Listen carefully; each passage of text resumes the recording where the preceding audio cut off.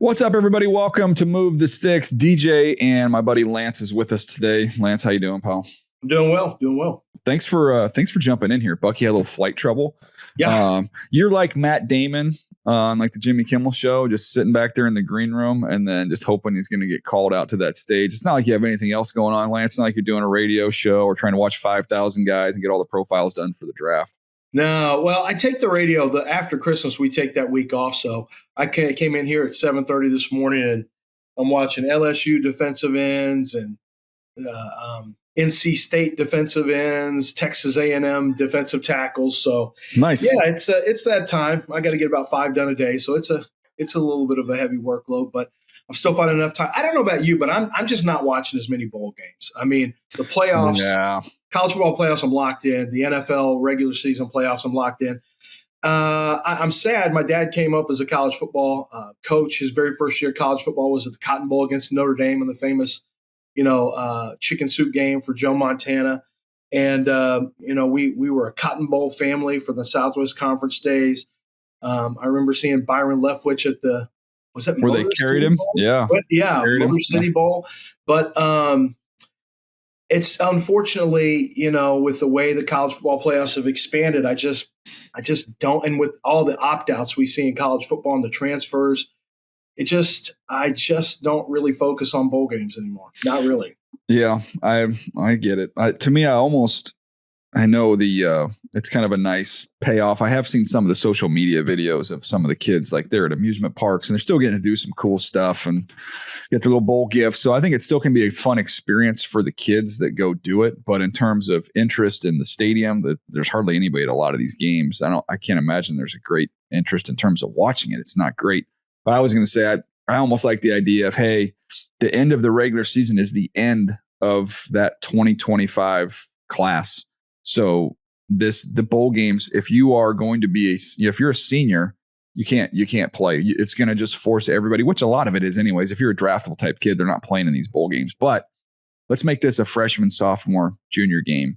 And it's basically it's spring practice. It's the first spring practice for the 2026 season. That's not a bad idea. And I know people look at it there's a lot of people who still look at it that way. I do think the number of teams that are going to opt out, I think it's going to continue to increase.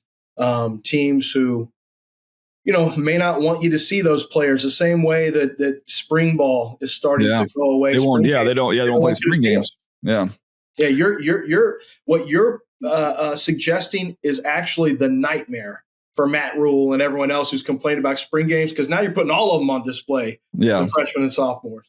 Yeah, maybe it would work for the fans. I don't know necessarily if the programs would be in favor of it. All right, Lance, it's time for Hot or Not, brought to you by Wasabi Hot Cloud Storage. We do this each and every week. It's our coordinator of the week. And this week it's Vikings defensive coordinator Brian Flores, coming off a dominant performance they had against the Detroit Lions. Man, the Lions, what a disappointment. Only 10 points in this game. They are not going to the postseason.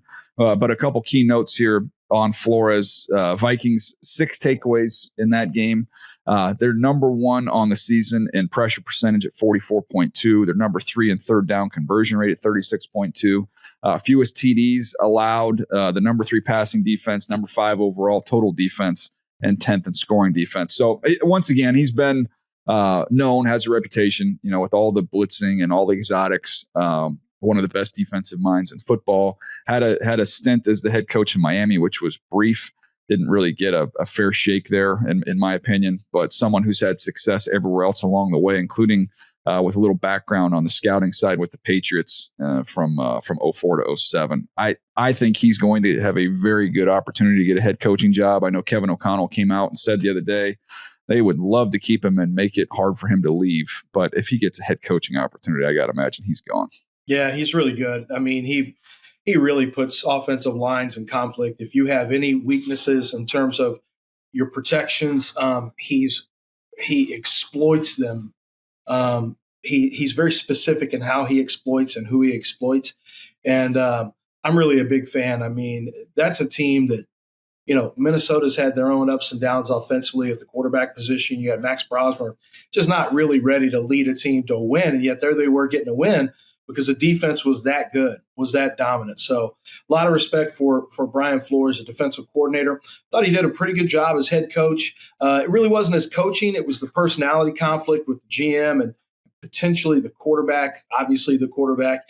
The word was he really wanted Deshaun Watson. And it just, there was a clash between he and Tua, and I just don't think he ever bought into Tua. And that's tough as a head coach. You don't want that to be, you certainly don't want it public. You don't want the quarterback not to know you're not his camp. But Brian Flores is also a really competitive guy who I think he knows what he wants at all the positions, what it takes to win. And I don't think he's ever going to back off of being a guy who tells you what he thinks. And he's a New England guy. That's kind of what they do. So, but the talent, the ability as a head coach, it's completely there. What about opportunities for him when you look at some of the head coaching openings? Obviously, there's a history there with the Giants, which from that last hiring cycle. To me, you've got the I call them the Patriots West, but you've got Tom Brady out there in Vegas. We'll see what happens with Pete Carroll if he survives this year. There's a lot of rumors that could be a one and done. But I think he's going to get interviews. And I was making this point the other day. I think when you look at the candidates for this next coaching cycle, dominantly on the defensive side of the ball, all the top candidates. There aren't a lot of offensive guys that I get a sense teams are super excited about. No, those guys have been snapped up over the last couple of years. So it is going to be defensive oriented, and we'll see which jobs come up. But I think Raiders and Flores would be a great mix. I really do with some of the rush that they already have there. Maybe he's a guy that can get Max Crosby. Max just wants to win.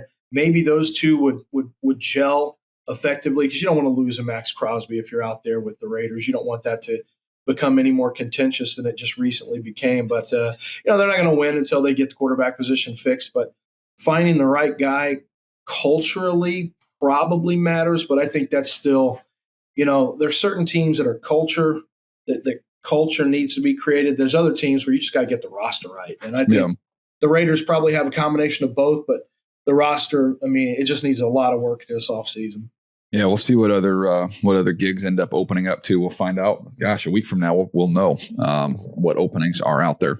Lance, I want to hit you on the Texans. You're there. You're around that team. You're in that city. I made the case studying them last week, getting ready for that game. I thought it was the most violent football team I've seen in a long time. Just all levels. And even from, you've got the Warriors that everybody knows about on the edge with Hunter and Will Anderson. Everybody knows about Stingley. I think most people know how good Lassiter is, and you've seen Bullock and Petrie. To me, the thing that I did not realize until I really dug in and studied them was how good they're playing off the ball at the linebacker position with Azeez Al-Shaair and with Henry To'o the way he's playing as well.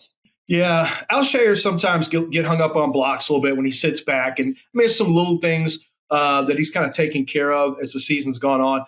But he's extraordinarily violent. And the head coach brought him in for a reason. D'Amico had him in San Francisco, tone setter. So we talk about culture. D'Amico wanted Will Anderson badly, so much so that when they made the decision as an organization to draft C.J. Stroud #2, they had already dialed into the fact they were going to trade their future, their other first-round pick and a future first-rounder, because they had to have Will Anderson.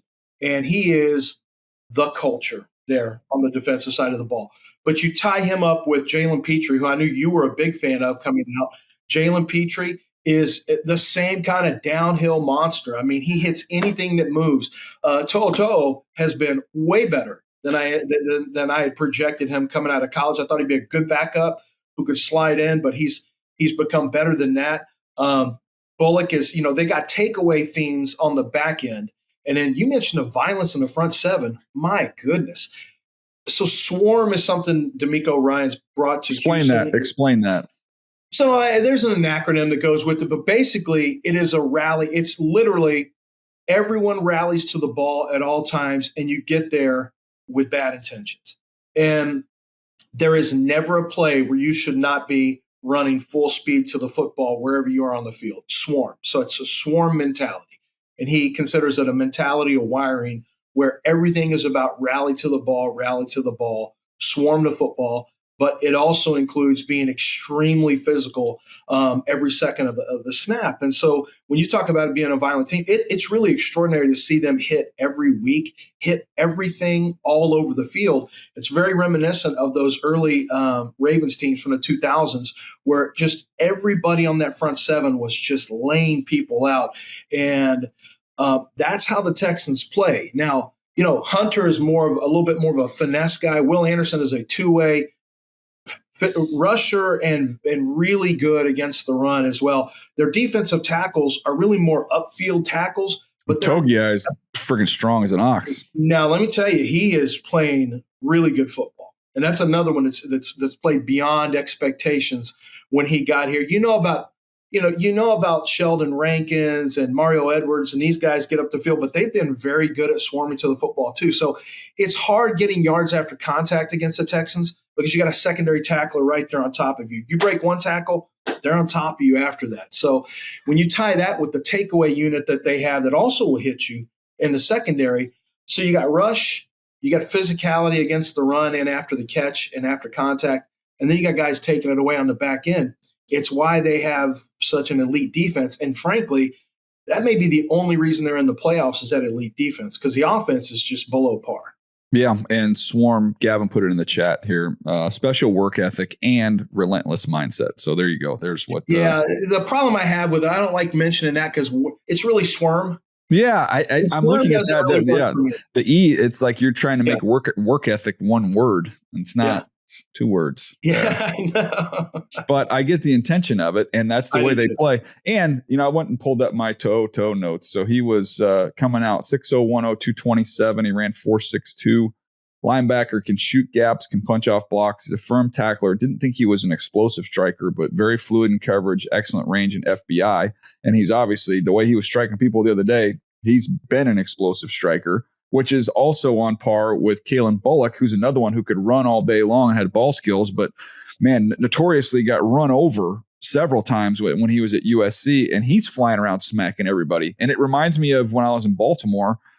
We had that culture there where you could take a guy who was maybe not quite as physical and you put him in that environment with all those lions in that cage, and you'd be surprised you get some physicality out of some of these guys. Yeah, that's really, for me, DJ, it's hard for me to unlock on my end without knowing the players, without knowing, there's limitations when we do evaluations for draft prospects. When you just watch tape, you don't know the players, you don't know how they're wired, you don't know if it's in them or not, because some guys have it. Some guys make business decisions. I was talking to a wide receiver coach this year about one of his draft prospects, pretty highly rated prospect. And he said, he was a great blocker in 24, just kind of took it off in 25. He was worried about getting rolled up on. And, he said, but the dog mentality is in there in 24. You just have to really focus on 24. Sometime without that knowledge, it's hard to project who's going to take that next step. But there's no question that if you've got it in you, it can come out if that's the team expectation on the defensive side. There's other guys, and you sent a note to me yesterday that don't. First of all, pause. I just sent you a text. Is that the receiver? Because that's correct. Is it really? Come on, yeah. That is amazing. That's him. Yeah, that's him. Good blocker in 24. Yeah, not about that life this year. Kind of, yeah, but good player. His receiver coach just said, just scratch what you saw in 25. He had people in his ears telling, hey, don't get hurt. So, and that, especially now with the NIL and with agents being involved so early, there's going to be some of that as well, where guys, it's just the way it is. Where guys will I didn't mean to interrupt you there, Lance, but I just finished watching that player the other day, and the way you described him, I'm like, I think I know who he's talking about. You nailed that one. That's exactly who it is. You also sent me a note yesterday about a player, and we were talking about tackling. CJ Henderson. We can put it out there. Yeah, well, there you go. Yeah. There's two things.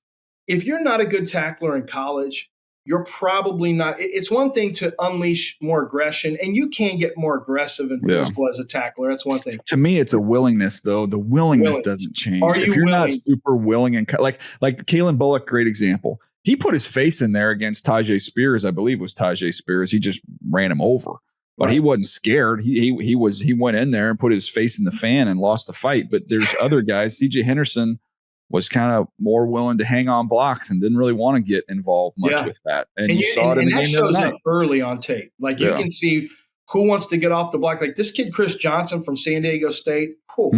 Does he want to come hit you? I mean, he really wait till you get a peek at him. Looking forward to it. You're gonna really love him. Reminds me a little bit of Byron Murphy and Trent McDuffie in terms of the way he plays. But that same type of can't wait to get downhill and get my nose bloody mentality. It's kind of rare with cornerbacks. But there's two areas where we talk about willing. It's cornerbacks tackling, and it's also running backs and pass pro. Are you willing? Because if you're willing, then you can coach up the rest of it. Quickly on the Texans, just to end this, I think the real concern moving forward for Texans fans is something that comes up on the radio all the time with me is the lingering or the lurking contract extension for a guy like C.J. Stroud. And we always ask a question, are you winning because of a guy? Are you winning with a guy? Are you winning in spite of a guy? And right now there's a lot of concerns about if the Texans are winning in spite of C.J. I mean, you can say you're winning with him, occasionally winning in spite of him because the defense is so great. But he's going to be on pace to make, in 2 years, probably make about $60 million a year is what that number is going to end up.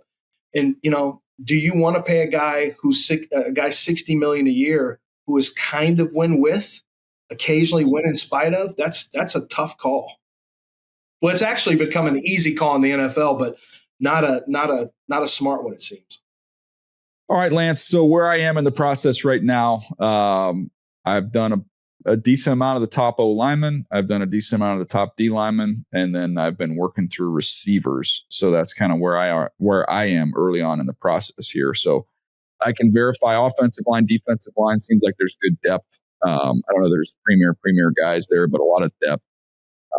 Receiver position again doesn't have the primo guys, but a lot of depth. I've been able to verify that with what I've seen thus far.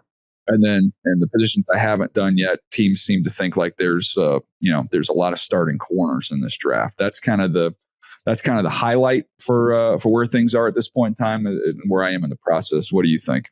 Yeah, I start. So I try to start writing guys in late October to early November. But to do that, I need to have seen them play good competition. And so I usually will start with the O-line, D-line, or kind of like you. I start trenches. Then Conversely, I'll use running backs, linebackers, because they're kind of a mirror. Quarterbacks are last for me. I don't get to quarterbacks until I get all the tape. And right now I'm holding off on Indiana players. I'm holding off on I've watched and written the Miami guys, but there are just certain Ohio State. There's certain teams that I'm holding off on because they're going to get some good games under their belts that I want to see on tape. I think there's some depth to the offensive line group. It's not a great, high end. I don't think there's going to be a lot of 67s at all and up. I have not given out one on the offensive line. 64 is as high as I've gone on our grading scale. Same as me. And I do think defensive line. I think there's a pretty deep pass rush. Yeah. I actually like some of the edge guys. I'm a big fan of David Bailey out of Texas Tech. Yep. I think Falk out of Auburn has a lot of upside waiting to be unlocked. Kind of rare size and length, but talking to a friend of mine who has Auburn, he said, he's smooth muscled. He hasn't even really developed his body yet. He's 285 pounds and hasn't even developed yet physically. Yeah, I wouldn't quite as high on him on the first run through here, but I mean, he's a projection. He's one of those, and I'm willing to take certain guys with traits, and it's probably my background, learning under Chris Ballard, but there's certain traits that I will push up a little bit, especially if you're a rusher. And I heard he's wired great, tremendously competitive, great high character player. So, some things like that as well. I like Bain, Reuben Bain. He's going to have sub 31 inch arms, which is historically, and talking to one team, they said they ran a historical index of his size profile, and it doesn't work at the edge. Only works at 3 technique, and he doesn't want to play 3 technique. So, you have to work with that. But he has elite power, and I think Akeem Mesidor. I don't know if you've seen him from my no on the streets for him. I haven't done him yet, but I have done. I know the arm length thing, and I was told on that's some young scouts too measuring. in the spring from this last cycle that a lot of scouts are skeptical about, because a lot of these guys have short arms and there's a lot of people not buying that. Let's wait till they get to the, I got you. That's good intel. That's good knowledge to keep an eye on that. Don't kill a kid for arm length at this point in time would be my take. But Ruben Bain, to me, he just plays so dang hard. And, I think that some of the names you hear talking to other people, you're like, okay, is this a Melvin Ingram type? He's got that kind of body and power. Brandon Graham kind of plays that way. Brandon Graham's longer on the edge than he is. But to me, my thing is, I don't know if he wants to or not, but I'm going to tell him, hey, we get into sub, you are rushing over a guard and you're going to make a lot of money and you're going to help us win a lot of games. So I think that's where he's going to have his bread buttered. But I think he's Milton Williams. He reminds me of Milton Williams coming out. And I do think – I don't think he's going to run quite like Uncle Milty, though. Milton was a freaky tester. But I do think that he is he's a sub rusher. That's what he's going to be a base down. He's going to be a base end that drops down. I think he can play standing or sitting. I mean, he can play up or down. That's not a problem for him. But the kid at A&M is a fun player. He's a good player. Cassius Howell. I gave him a 64, so I was a fan of his game. Do you like him enough against the run? I'm early in watching him. His rush is much better than his run, but that's where you get paid. That's where you evaluate. Frankly, your evaluation as a rusher and as an offensive tackle is how you handle it. I kind of like guys that have jumped up too. We've seen a pretty good track record of those guys who've jumped up a level, from a lesser conference and taken on the challenge of going to a bigger spot and played well. By the way, Keldrick Falk had 2 more sacks than you did this year. I actually had a couple that were just cleanup sacks. So but it's going to be fun jumping into these guys, and we'll spend a lot of time as we go forward going through position by position. We can jump into the offensive line class we were talking about. I will say this receiver group, Tate and Lemon for me are war daddies who are ready to rock and roll and come in and make an immediate impact and play with.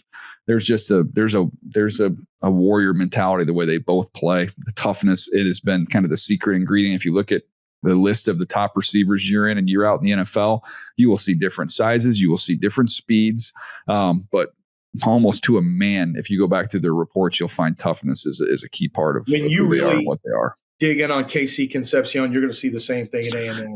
I've done him. I did him the other day. He just drops. He just got a ton of drops. Got double-digit drop rate the last 2 years, but he's explosive. Really explosive, and they love how tough he is. And Jeremy Bernard is another one who's really good with the ball in his hands and tough at Alabama. So I know you're familiar. What does Lemon remind? I have not written Lemon yet. Oh yeah, I mean the Lemon is from the tree, right? He's from the Amon-Ra St. Brown, the JSN. Like he's kind of in that lineage of receiver. My thing that I wrote about him was just deploy him like the Patriots deployed Julian Edelman and watch this guy catch 100+ balls every single year. Like that's what he is. He's a tough, strong slot receiver who's not afraid to work in the middle of the field, who's excellent after the catch, who's got strong hands to attack the ball and win in traffic. He is a good player, man. That's the secret. I mean, ever since Cooper Kupp, it seems like finding and Cooper's more than Edelman, who wasn't as down, didn't work down the field as much, but obviously was Tom's one of his pets. He had 2 drops the whole season, and the 2 drops this is why you got to trust but verify on the numbers. Because I'm like, I watched all of his targets and I don't remember writing anything down on drops. So I went back. I'm like, what are the drops? I looked at the videos. One, it's a toe tap on the sideline. It's a toe tap on the sideline where he wasn't able to complete it. And then the other one was it's literally the ball as soon as it gets to his hand, it immediately gets pumped out from behind. It gets like kind of punched out. There's not one play on there with a concentration drop or a ball clanging off his body. Not one. There's really subjective. I think PFF does a great job of working hard and tracking this data, and it's very helpful in terms of tying it with tape and shortcutting our process. But pressures, I mean, there are some pressures. There's some goofy pressures on there.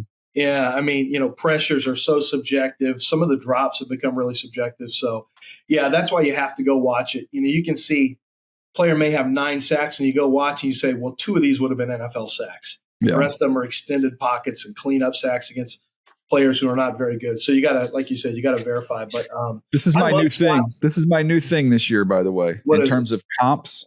I'm going to start using more of the family comps. So in other words, like this player, it's a 1v1 comp. No, to me, this is the family of quarterbacks. I'd started doing that a little bit when we were talking about, okay, Seems who are kind lazy. of no, I think it's a collective. It's a collective. So when you look at like Brock Purdy is in the tree. It's the Joe Burrow tree. It traces all the way back through like Joe Montana. Like that's like, there's that style of quarterback. Doesn't necessarily have the huge arm, but is winning from the So you're shoulders talking up. Style of quarterback. You don't mean Style. necessarily directly tied to offensive scheme or coach. No, I'm saying this is a brand. This is a brand. Like it's like if you can get a Nike shoe, there's a lot of different kinds of Nike shoes, but this is the Nike shoe. This is the kind. It's a better. It's a cleaner way to do it. Yeah, it's like when you're talking about Lemon, like that's okay. Well, that's in that he's in the wing in that family with Amon-Ra, JSN, Ibuka. Like those guys are kind of all in that same similar body type, play style, mentality. Like that's that group of guy. Mm-hmm. So that's what like David Bailey for me was in the Nick Bonito type. Yeah, there you go. Yeah. But I have to think of find the kind of other guys who play that style that way, speed based, juicy edge rushers. So yeah, it's a fun way to look at it. Denzel Boston, by the way, from Washington, is in the Cortland Sutton wing of the big Michael Wilson. Michael Wilson is somewhat of a member of that wing as well. So we kind of we categorize those guys in families. That's what we're doing this year. I like that. I got to see if Dan Parr will let me do that. Let me put about 5. No chance. That's too much. He won't. Dan's not going for that. But it's going to make a great graphic for me on draft day. So yeah, congratulations on your. It's always selfish. Always selfish over here, man. Just selfish.